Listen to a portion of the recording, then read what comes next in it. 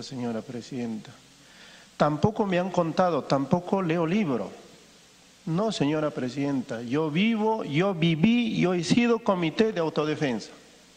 Yo patrullé, señora Presidenta, patrullé con los comandos, que en paz descanse, uno de ellos los más representativos, Antonio Cárdenas. Presidenta, en los difíciles momentos, donde no tenías ahí al lado a nadie, no había carretera, no había comunicación como hoy día lo tenemos, no había nada, no había salud, no nos acompañaba un médico, un enfermero, no, un sanitario que por ahí lo prepararon por una semana, ese nos acompañaba a cuidar la salud, obviamente junto con el ejército. Junto con el ejército, la policía no estaba, el ejército estuvo allí. Ese es, señora Presidenta, tal vez la diferencia cuando leemos y cuando alguien nos informa. Sí, pues, sí, señora Presidenta, esa es la diferencia.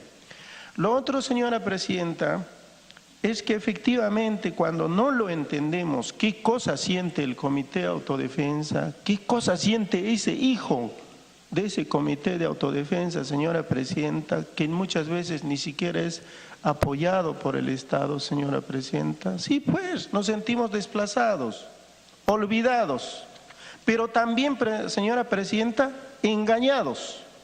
Yo me acuerdo, señora Presidenta, cómo venía el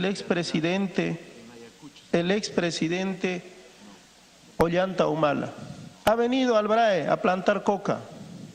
Y nos dijo que la coca era que vamos a industrializar, que el gas iba a ser 12 soles y un montón de cosas más, señora Presidenta. Llegó, se olvidó. Ha caminado con los comités de autodefensa. El Comité de Autodefensa le ha dado esa seguridad cuando llegó al BRAE, señora Presidenta. Hoy día cuando ha sido presidente, ¿qué cosa hizo? Sí, pues los desactivó. Los desactivó el año 2015. Como consecuencia, sí, lo recogieron los armamentos. Como consecuencia, lo han desactivado los comités de autodefensa. No hay movilidad, no hay apoyo. Y finalmente, ¿qué cosa hay? Hay este tema de la delincuencia. Y cuando al policía se le avisa, llega, pues hoy día se hace la denuncia y llega mañana recién la policía. El delincuente que ha hecho caza furtiva ya no está, señora Presidenta. Y el delincuente hoy día que cuadra los vehículos interprovinciales sobre todo, señora Presidenta, hoy día no camina ese delincuente, no los trata a las personas con guantes de seda. No, señora Presidenta, viene con armamento de largo alcance, viene con total ferocidad. Están llegando no solamente a matar, sino están llevando a violar a nuestras esposas, a nuestras hijas.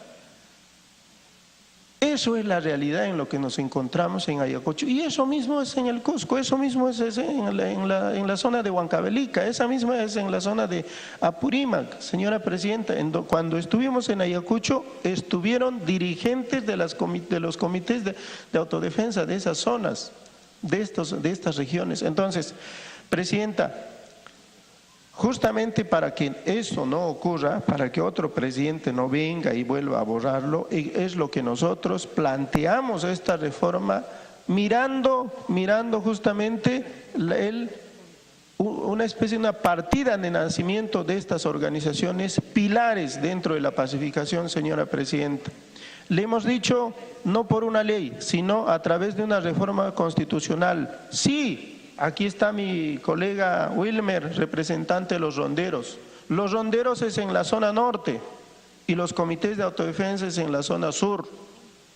En ningún momento hasta ahora se ha puesto en evidencia, se ha puesto allí en que el comité de autodefensa haya cometido abuso. No, al contrario. Esta organización ha contribuido con el ejército. Esta organización hoy día contribuye con la Policía Nacional. Los captura, obviamente, sí, pues los conduce a estos delincuentes.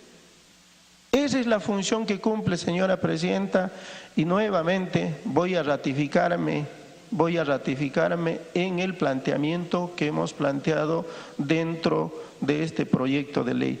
Solo para terminar, sí me sorprende, señora presidenta, yo pensé que Tania, con todo el respeto que se merece, yo pensé que muchos de los comités de autodefensa los han apoyado a ustedes, más que incluso a mi partido. Yo pensé que esto iba a contar con todo el apoyo, con todo el respaldo, inclusive de su misma bancada, pero a mí me sorprende que esto no le tengamos ayuda. ¿Cuál es el problema de reconocerlos? Estaban reconocidos por un decreto legislativo, vino un presidente, lo borró. ¿Y cuál es el problema de no ponerlo en la Constitución política y decir, no, por ahí no, es que sea por una ley? Perfecto, si lo va presentando, señora presidenta, su ley se debatirá, pero lo único que quisiera es poner en claro que en Ayacucho, en la zona del BRAE, los comités de autodefensa piden ser reconocidos a través de esta propuesta, de este proyecto de ley, señora presidenta. Y me ratifico en eso, señora presidenta. Gracias, señora presidenta. Gracias, congresista Dipas. Tiene el uso de la palabra el congresista Quintanilla.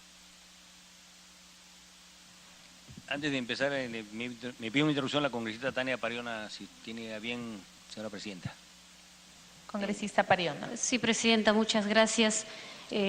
A través suyo, a mi paisano, colega Joaquín Dipas, creo que en este trabajo de reivindicar la labor, el esfuerzo, el rol que han cumplido las CATS, compartimos y somos ayacuchanos que hemos vivido el contexto de la violencia, pero entendamos que la reforma constitucional no es para Ayacucho únicamente, es para todo el país, y el país lo compone costa, sierra y selva.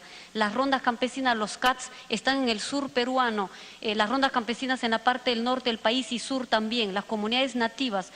Yo lo invitaría, congresista, a reflexionar un poco más la naturaleza que tienen los CATS, que en efecto necesitan una institucionalidad, y que la vía, desde nuestro punto de vista, no es en el artículo 149 en una reforma de este porte, sino con una ley robusta, sustantiva, que le dé institucionalidad a los CATS. Eso es, digamos, la opción que nosotros hemos evaluado, y yo en particular considero que obviamente se debatirá en su momento, pero veamos más allá de solo nuestra realidad local, porque es una reforma constitucional para el país, para la nación, en donde confluimos múltiples pueblos y culturas, no solamente los quechuas. Por supuesto, yo soy ayacuchana y conozco de la realidad andina, pero esto va a ser de aplicación nacional, y la incorporación de los CATS para la administración de la jurisdicción especial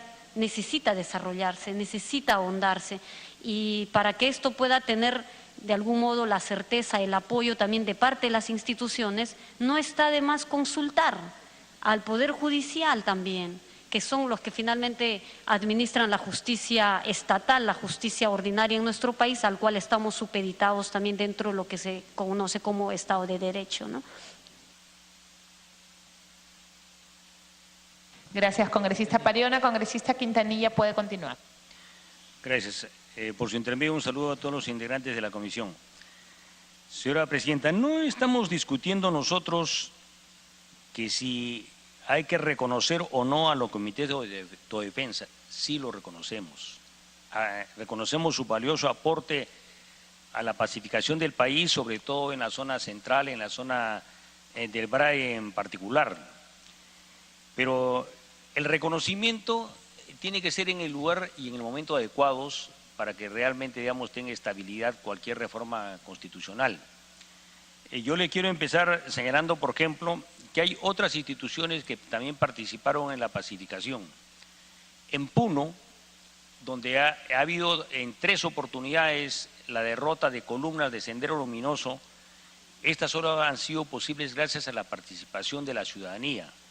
Cuando matan al alcalde Zenobio Guarzaya en el distrito de San Juan de Salinas, a los 2 días cae la columna. Y cae la columna en Cututuni porque la población, las comunidades campesinas, a través de las rondas campesinas, contribuyen a cercarlos y a entregarlos a la policía. Antes eso no había ocurrido. Tuvo que suceder la penosa muerte de Zenobio Guarzaya, un alcalde de San Juan de Salinas, para que la población rompa lo que nosotros llamábamos neutralidad benevolente. Lo mismo ocurrió con Marcelino Pachari, alcalde de Azángaro, de la provincia, que fue asesinado un domingo cuando estaba haciendo inspecciones en la construcción de un puente, en el río Azángaro. La columna cae 2 o 3 días después porque la población también participa y lo hace a través de sus comités vecinales. Y lo mismo ocurrió después del asesinato de dirigentes en Ururillo, varios dirigentes de la Federación Campesina, y la población participa rompiendo su neutralidad benevolente.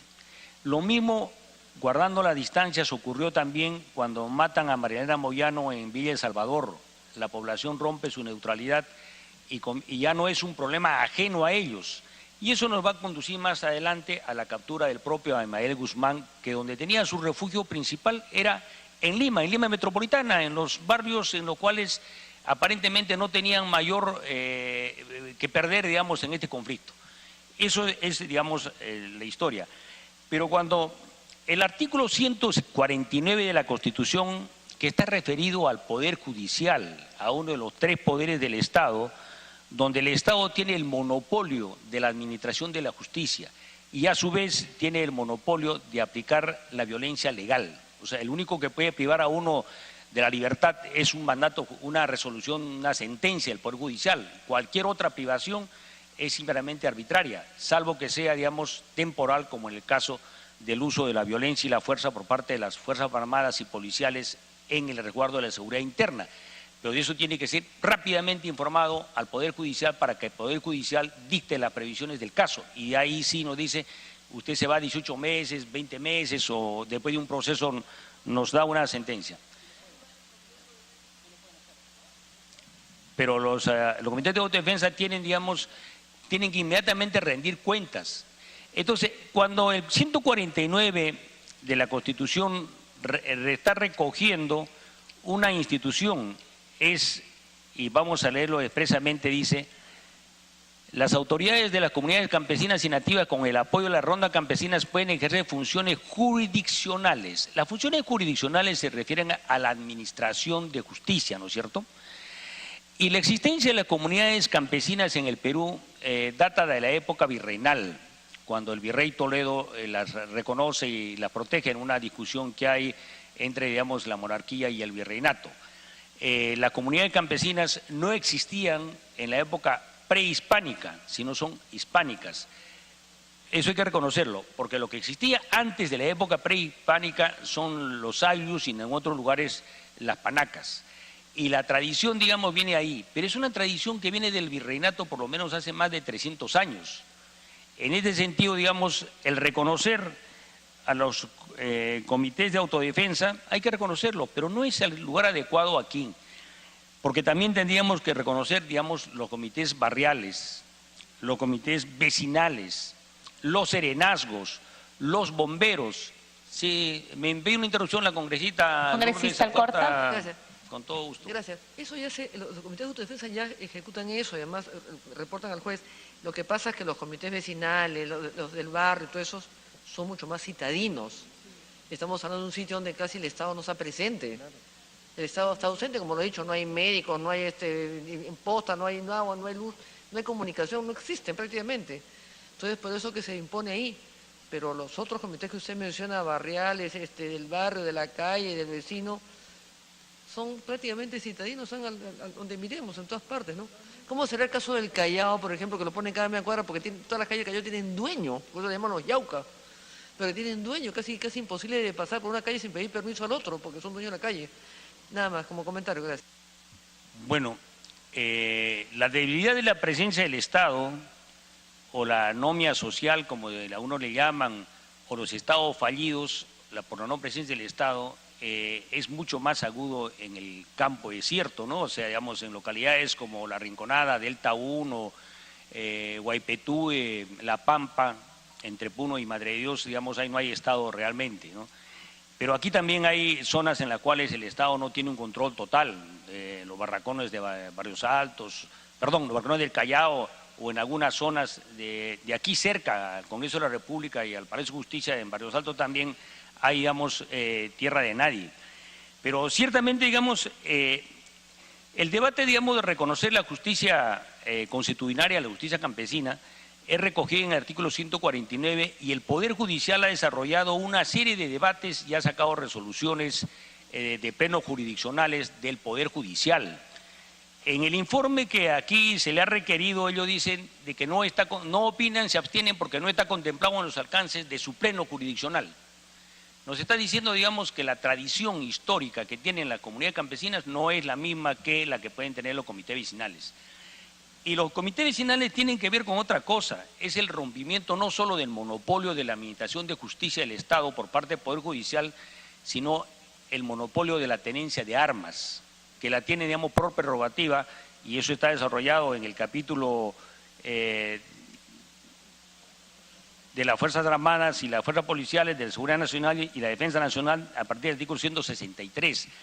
Por eso yo señalaba que este debate, digamos, del rompimiento del monopolio de la tenencia de las armas correspondía más al desarrollo del 166 que al 149, para ubicación en primer lugar. Pero en segundo lugar, digamos, nosotros sí somos de la idea de que hay que reivindicar a los comités de autodefensa, pero hay que hacerlo, como bien ha anunciado y ha señalado la congresista Parione en varias oportunidades, mediante una ley, no mediante una reforma constitucional. Yo valoro bastante la participación de los comités de autodefensa. Nosotros hemos vivido, digamos, varios atentados. No quiero quejarme, pero, digamos, para adelantarme, por lo menos he vivido 6 atentados a mi familia, a las oficinas de mi padre o en los hoteles en los cuales nosotros nos alojábamos en la época del terrorismo, en forma directa. Y eso lo puede testificar el papá de una congresista como el general Walter Chacón. Entonces, no vamos a dudar de eso, pero, digamos, queremos decirle que sí creemos que hay que reivindicar, pero hay que reivindicarlos en su justo nivel, porque la experiencia de los comités de autodefensa es muy valiosa, pero no es una tradición histórica, y las reformas constitucionales tienen que recoger las tradiciones históricas, tienen que recoger la esencia del Perú. Tal vez, digamos, el problema de llevarlos a un nivel, todavía tendríamos que construir una legitimidad estatal, que yo, con todo respeto, los comités de defensa aún no lo tienen, no tienen tradición, no tienen el tiempo, etcétera, pero sí han sido muy valiosos. Por eso, el desarrollo de una ley que los protege y los reconozca sería lo más adecuado. Porque si vamos a una reforma constitucional, estamos pervirtiendo, digamos, la concepción de las constituciones. Estados Unidos tiene una constitución que no ha sido derogada y sustituida, sino ha sido modificada en varias oportunidades. Nosotros ya tenemos 13 constituciones. Bueno, puede haber mucho más, pero yo tenía el registro de 13, tal vez había más. Bueno, son cambios constitucionales, pero constituciones tenemos 13, si no me equivoco, ¿no? Según las publicaciones que ha hecho el propio Tribunal Constitucional y otras. No entremos al diálogo, congresista Lourdes Alcorta, con todo respeto. Pero nosotros sostenemos que hay que reconocer, sí, pero por una ley que tenga más estabilidad, porque una reforma constitucional sin el sustento necesario, creo, digamos, que eso más bien le crea una vulnerabilidad. Nosotros creemos que las reformas constitucionales necesitan legitimidad. Me pido una segunda interrupción, si con todo gusto, si usted Congresista acepta. Alcorta. Gracias. Es que es interesante el tema y el debate. Lo que pasa es que creo que yo diferencio entre juntas vecinales, que las tienen todos los distritos del Perú, creo, que ven otro tipo de intereses de beneficio de su localidad, porque es un tema más cercano, más vecinal. Parques y jardines, reformas, veredas, pistas, administración, más que nada municipal. Las rondas, las hay acá en Motupe, en Jicamarca, en Bocanegra, Lomo de Corvina, porque son rondas donde la policía tampoco llega. No es una exclusividad de... Sin embargo, manteniendo eso aparte, yo vuelvo a preguntar, ¿quiénes conforman los comités de autodefensa? ¿Quiénes son los que conforman? Es gente que no es de la zona, gente aislada, gente que no vive, gente de otro color, es un tema de clase social, es un tema de limitaciones. ¿Qué es lo que impide para que no veamos los dos las cosas tan diferentes? El que uno sea ancestral, que tiene historia y una serie de cosas, y el otro, ¿qué es la diferencia? Porque también son de la zona. El Comité de Autodefensa es un tema de sobrevivencia ante el terrorismo, ante la delincuencia, ante un montón de cosas. Por eso que en Lima también, en Lima no se descuida. La zona de Motupe, que es llegando a Montenegro, Canto Grande, Jicamarca, Cerro Camote, tienen un comité de autodefensa. Igual que acá en el Lomo de Corvina o en Ticlo Chico. Entonces, ¿qué es lo que nos diferencia? Es un tema de seguridad, más nada que de seguridad. Bueno, en la propuesta que se hace, digamos, dice las autoridades de la comunidad campesinas y nativas, con el apoyo de Ronda Campesina y comités, pueden ejercer funciones jurisdiccionales. Entonces, habría que tomar la premisa, digamos, de que en todo el país habría comunidades campesinas que puedan administrar funciones jurisdiccionales, funciones de justicia, de administrar justicia, con el apoyo. Y en los lugares en los cuales no hay comunidad campesina y si hay comités de autodefensa, es otra realidad. Por eso remarco, el tema, si lo discutimos con serenidad, señora Presidenta, sin apasionamientos y buscando realmente hacer de las reformas constitucionales verdaderas modificaciones que nos den una mayor estabilidad, nosotros somos de la opinión de que habría que recabar opiniones, por ejemplo, del Poder Judicial, porque estamos creando una excepción a uno de los monopolios del Estado, que es la administración de justicia. Y el 149 se refiere a eso, es una excepción de la administración de justicia. Y no consultar al Poder Judicial sobre este tema nos parece un error. Y el Poder Judicial ha tenido un amplio debate, o sea, ha tenido eventos en Ayacucho, han tenido eventos en Puno con destacados jueces superiores, supremos y otros entendidos sobre este tema. Entonces pidamos su opinión de ellos, pidamos la opinión de ellos de la propia Ronda Campesinas y pidamos, digamos, la opinión de otros sectores que puedan opinar con menos apasionamiento. Creo, señor presidente, nosotros sí apoyamos a los comités de autodefensa, sí los reconocemos, pero nosotros creemos que eso, su protección y reconocimiento merecería una ley y sobre todo referirse al problema del monopolio del uso de las armas que está en el capítulo de seguridad y no en el plano de la administración de justicia, que es un monopolio del Estado que está en el capítulo del Poder Judicial. Gracias. Gracias, congresista Quintanilla. Damos la bienvenida a la congresista Jenny Vilcatoma, habiendo concluido el congresista Ceballos. Algunos aportes. Comparto plenamente lo expresado por el congresista Quintanilla. Sin embargo, Presidenta, algunas precisiones de técnica legislativa. Los comités, de acuerdo al mandato expreso de la Constitución, tienen un concepto jurídico muy específico y una característica es la transitoriedad. Sin embargo, al darles contenido constitucional, estamos dándole perdurabilidad en el tiempo. Un comité en el Código Civil cumple un objetivo y fenece, se extingue. Y es más, esto lo concatenamos con la Ley 29.248, en la que se asigna funciones específicas, tareas de pacificación y desarrollo socioeconómico de las zonas en las que opera. Entonces, tenemos que pensar en perspectiva futura de que el país se va a pacificar, que va a haber un mejor desarrollo socioeconómico. Pero plasmar en la Constitución un texto expreso y cerrado, de darle perdurabilidad en el tiempo a los comités, de verdad que es sumamente riesgoso. En la argumentación que he escuchado atentamente, y quiero hacer una precisión, creo que nadie de los presentes aquí está en desacuerdo con darle una atención preferencial a los llamados comités de autodefensa. O sea, no se confunda. Sin embargo, particularmente el autor del proyecto, o de uno de los proyectos, le he prestado especial atención y me ha notado su argumentación, que es fáctica prácticamente, ¿no? Habla de patrullaje, habla de desatención sanitaria, habla de los hijos de los ronderos, habla de la delincuencia, y esto poco o nada tiene que ver con la reforma constitucional que intentamos impulsar el día de hoy. Y alguien haya dicho, si es necesario darle derechos, obligaciones y atenciones a los miembros de los comités de autodefensa. Pero esto no pasa por la reforma constitucional. Esto pasa por un estatuto específico propio. Y bien lo ha remarcado el congresista Quintanilla. El artículo 149 está contenido en el capítulo de Poder Judicial.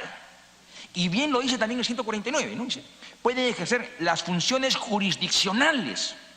O sea, el 149 se refiere específicamente a una potestad jurisdiccional, mejor, administración de justicia. Si alguien cree que a través de la incorporación de los comités de autodefensa en el 149 va a tener mejores atenciones del Estado, mejores prestaciones, está equivocado. Ese no es el camino. El camino es, a través de una ley específica, dotarlo de un estatuto particular a las llamadas comités de autodefensa. Y algo muy peligroso, y obviamente con cargo a discutirlo más adelante, ¿no?, es en el tema de cuanto se plasma en el texto constitucional, que no es de ahora, en las llamadas comunidades campesinas y nativas, y posteriormente se incorporan las llamadas rondas campesinas, es que tienen un sustento histórico. O sea, en el caso de las comunidades de autodefensa, surgen ante un contencioso coyuntural, la violencia en el país. Y obviamente esa violencia tuvo que acudir a las llamadas comités de apoyo como un soporte a las Fuerzas Armadas, ejército o policía. Pero se entiende que esas circunstancias obviamente obedecen a ese concepto, transitoriedad. Y darle este marco constitucional a los comités de autodefensa, modestamente me parece un exceso. Sin desmerecer en absoluto a los comités de autodefensa. Más bien lo que sí propondría como reconsideración de que se le dé el impulso que amerita el proyecto de ley presentado por la congresista Tania Parona en el sentido de darle un marco legal a los comités de autodefensa. Gracias, Presidenta. Sí, una interrupción para la congresista Violeta, Presidenta. Congresista Violeta. Sí, Presidenta, completamente de acuerdo con lo señalado por el congresista Ceballos. Solamente agregar una pequeña cosa. Un principio fundamental de cualquier ordenamiento constitucional es el resguardo del principio de la libertad que tenemos todos los ciudadanos. Cualquier cosa que limite la libertad es una excepción, es una limitación. ¿Y quién nos tiene que limitar, restringir nuestro ejercicio de libertad? El Estado en sus formas organizadas, es decir, la justicia, eventualmente la policía. Pero cuando se recoge el tema de las comunidades campesinas y nativas y las rondas campesinas como un soporte para la función jurisdiccional y de seguridad, se reconoce como una excepción por un estatuto basado en la costumbre, en la ancestralidad, basado en la cultura, en su componente social, étnico, cultural. Es decir, lo que no podemos hacer, como dice bien el congresista Ceballos, es, sin desmerecer a los comités de autodefensa, ponerlos en ese nivel. Son cosas completamente distintas. Yo insisto en que tenemos que revisar la opinión que ha dado la Defensoría del Pueblo sobre este tema. Es clarísimo y voy a leer solamente 2 líneas porque lo tenemos todos en el dictamen. Dice, en tanto los comités de autodefensa no son necesariamente organizaciones típicas de los pueblos indígenas o no están integrados por población indígena, no podrán ser titulares del derecho a la jurisdicción especial o actuar en apoyo al ejercicio de este derecho colectivo de los pueblos indígenas. Creo que más claro imposible. Gracias, Presidente. Congresista Alcorta. Gracias. A ver, ¿qué significa comité de autodefensa? ¿Qué significa auto? De uno mismo, ¿no es cierto? Autodefensa. Y como lo he expuesto con el mismo argumento que ha hecho Gilberto Violeta, lo tomo para decirlo a puerta contraria. O sea, ¿quién administra justicia? La policía y el Poder Judicial, ¿no es cierto?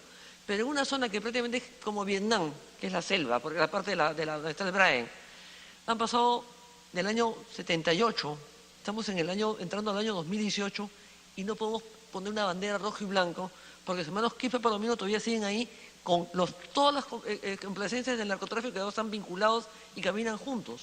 Entonces, ¿cómo hacemos cuando la policía y la justicia no llega ahí? ¿Qué hacen? Se autorregulan entre ellos y obviamente es lo que ellos califican como sus comités de autodefensa. Nos defendemos porque ni la justicia ni la policía están acá. Y siguen en la misma batalla. ¿Por qué? Porque no hay nadie, no hay Estado, no hay absolutamente nada. Imagínense, sin frontera, ni siquiera cantan en un nacional, cantan en uno del país vecino porque ahí le dan educación, le dan salud, le dan agua, le dan todo. La zona del Braen, yo he visitado la zona, yo he ido al Braen cualquier cantidad de veces y no he ido a la zona del Braen, a la parte donde van los congresistas. Yo he ido donde tú metes la mano y no la ves porque no hay luz. Es como el mar muerto, no escuchas un pajarito, escuchas el silencio, donde es como una selva pero que todo el rato llueve, todo es barro. Es el infierno, pero los terroristas la manejan porque ahí viven. Es su casa, conocen, manejan, dominan. Y muchos de ellos tienen dualidad en sus vidas. Son campesinos también de la zona, pero también son terroristas. Son narcotraficantes muchos de ellos porque